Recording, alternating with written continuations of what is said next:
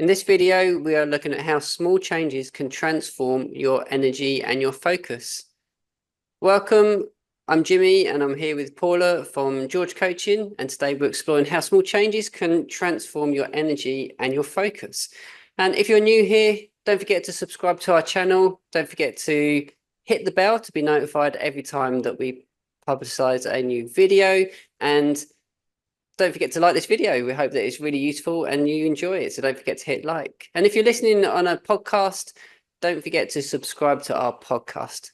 So let's jump in. So we are looking at how small changes can transform your energy and your focus. And we've said energy and focus because them two things are extremely important to us. So the first thing we're going to look at is the power of small daily adjustments. So what does that look like? Well, I guess for me, it's about making a small, achievable and doable thing that you can create a sort of a healthy habit over, and to maintain that over a period of time, but not taking too big a steps at once. So just doing something that is a small little adjustment that is easy to do. So an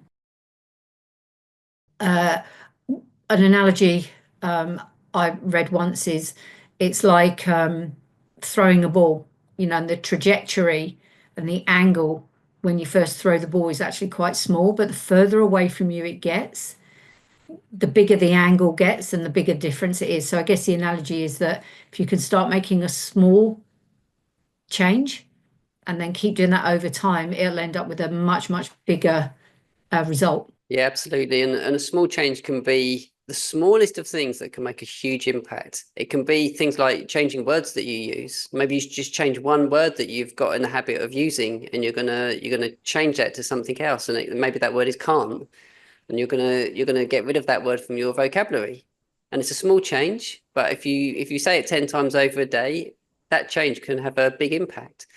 And that goes on to something that David Brailsford developed. Is known for is the 1% rule, and that was he was trying to get British cycling to be world class, and he asked everybody to look at one thing that they could change, and if one thing got changed by 10 people, that was a 10% gain.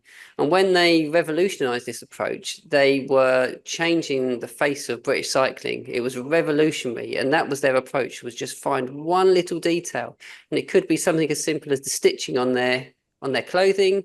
It might be the size of the tires that they were using, but it was one thing, and it made all the difference. And over time, if you keep thinking about these small changes, they end up having a big effect. So next we're going to look at how to identify energy draining habits and replace them with energizing ones.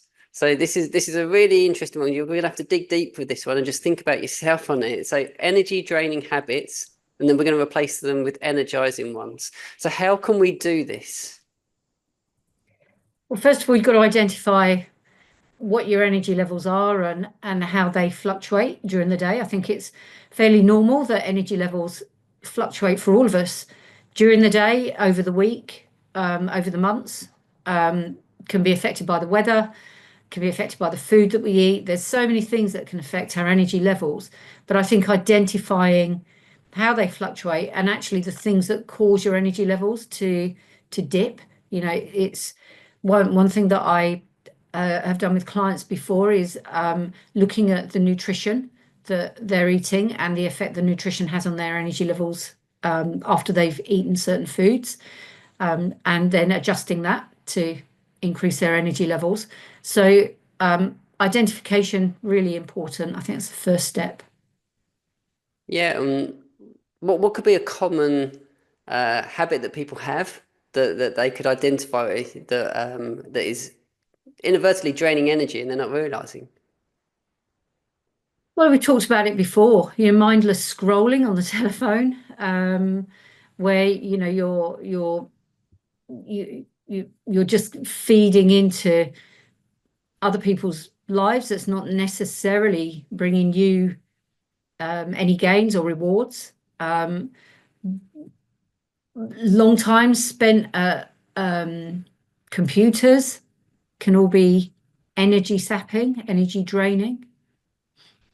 Absolutely. Yeah. For me, the scroll on the phone is a big one. It's designed to draw you in and to keep you there, and it can be extremely energy sapping from a mental point of view, from an energy point of view, from self-worth as well. You know, we want to stay from anything like that that takes the energy away from you, and then replacing them with ones that do energize you. So, what could we replace scrolling with to give us energy? Well, again, I think it's an individual thing. And what floats one person's boat and energizes them is not necessarily going to energize somebody else. So I'd always say to somebody, think about the things that maybe go back in the past and think about things previously that you know have brought you energy and reintroduce those into your daily routines. But for me, things like stretching, relaxing, reading, doing something that's a bit creative, some gentle exercise. Those are the things that bring me energy. Being in nature always energizes me.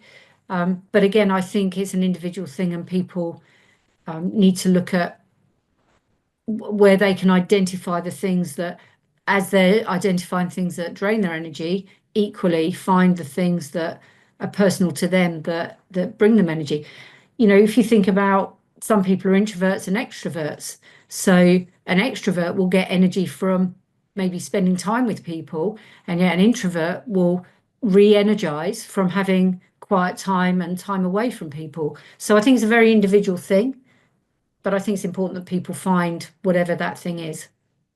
Absolutely. Yeah, absolutely. It is individual, isn't it? And the point of this part is for people to go off and identify it for themselves, and that is individual. Mm. So now we're going to go into some practical tips to staying focused in a busy and distracting world. So we're going to start off by prioritizing your top three tasks for the day to stay clear on what matters to you most. And then top three tasks depends on the day of the week as to what them tasks could be. But to be clear on what them three tasks is a really good starting point to your day.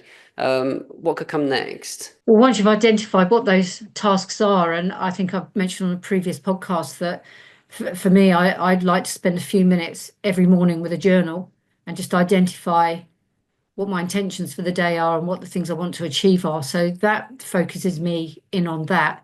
But then when you actually get into those tasks, trying to not be distracted. So one tip I would give is put your phone on silent or keep your phone out of the room if you don't need it for that particular task, so that you're not getting distracted by glancing over and having a quick scroll, and before you know it, half an hour's gone.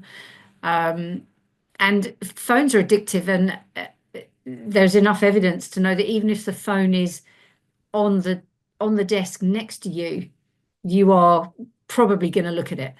So not having it there, even if it's on silent, probably not having it in the room is probably the best option to keep you focused on something.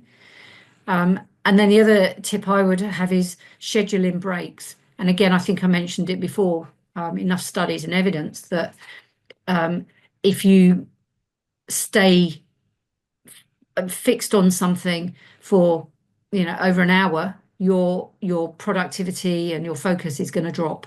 So scheduling in 5-10 minute breaks, maybe every hour or so, maybe get up and stretch, can all help with keeping you focused. And keeping focused is again, it's a skill that we have to practice. And the phone, when the iPhone first came out, and it was amazing that it did everything.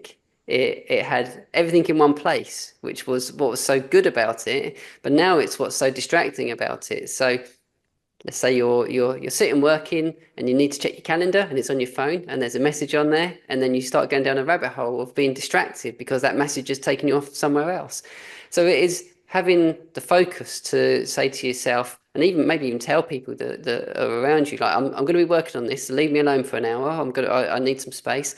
You can put your phone somewhere else. If an emergency is going to happen, that you'll find out about it. We don't need our phone with us all the time, but it's just having them little awareness, having awareness of yourself and of what you're doing to make sure that you don't get distracted. And then hopefully it means that you're more efficient in the work that you're doing. And that means that you're actually going to get through your work quicker. You're going to be more productive. You're probably going to do it to a higher standard as well, just from being more focused and more streamlined in your approach. I agree with you. I think it is a skill that I think we're losing as humans. Every a lot of people that we talk to mention that their children, teenagers, their attention spans are getting less and less. And to be able to have that skill to remain focused on one particular job or one particular thing, I think is a skill that is very important for us to retain. So there are our points that we were going to be discussing. We have talked about how small changes can transform your energy and your focus. We hope that's been valuable to you. If you've enjoyed this video, then please like it. And if you're new, subscribe to our channel.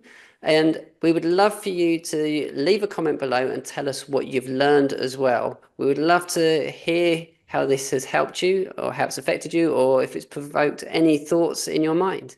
We'll see you next time.